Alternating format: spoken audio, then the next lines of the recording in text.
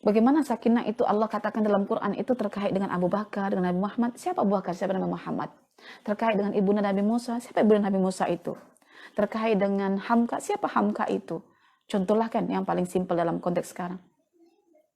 So, kita akan akhirnya bertanya, Ustazah, kalau demikianlah sakinah itu Ustazah, kami nak maintain dalam keimanan, kami nak laksana orang yang mati tidak bergerak pun untuk kemaksiatan, kita tetap dalam keimanan keyakinan. Oke, ini masuk pada poin yang keempat. Bagaimana cara kita meraih ketentraman atau sakinah? Oke? Ini penting, saya nak tekankan. So, perbincangan kita akan sentiasa terkait dengan siri-siri sebelumnya, karena ini yang ditekankan dalam Quran sebetulnya. Bukan benda yang banyak, campur-campur.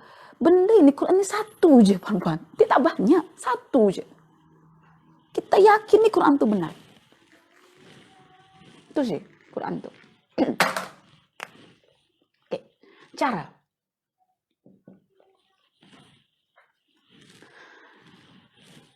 Oke. Karena sakinah itu,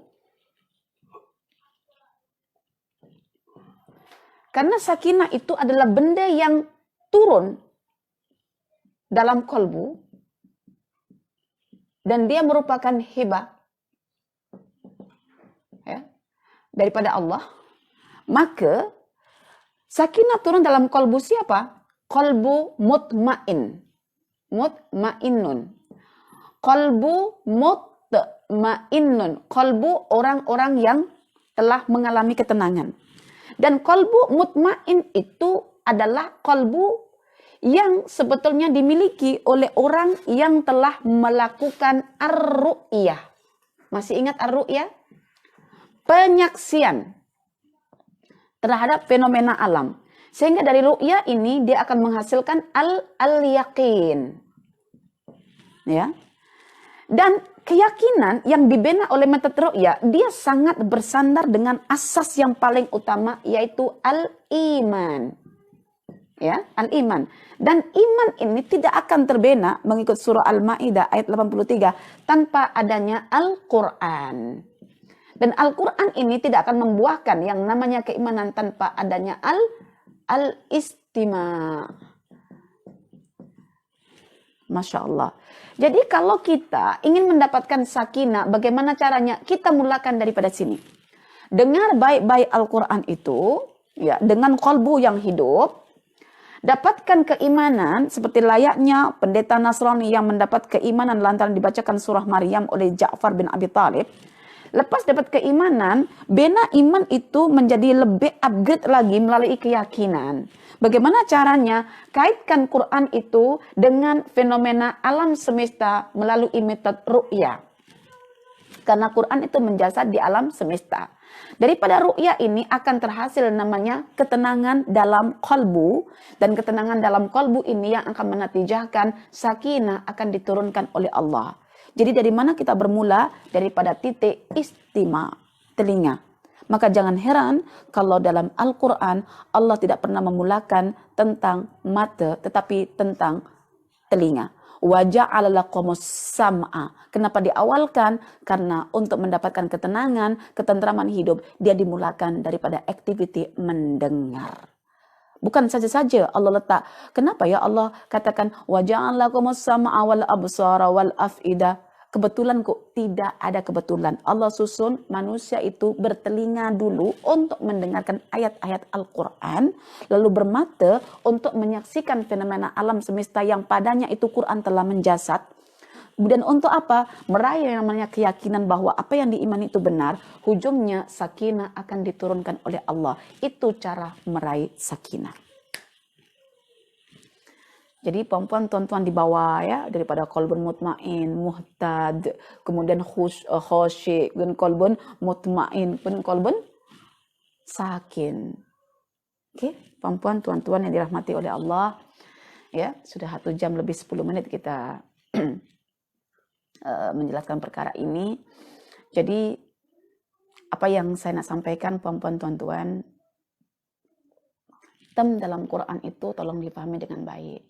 Ya, jangan suka klaim pada diri sendiri atau orang lain bahwa kita itu sudah sakinah, bahwa kita tuh sudah yang namanya tumaknina. Tetapi mencari puncak atau sebabnya saja belum kita laksanakan.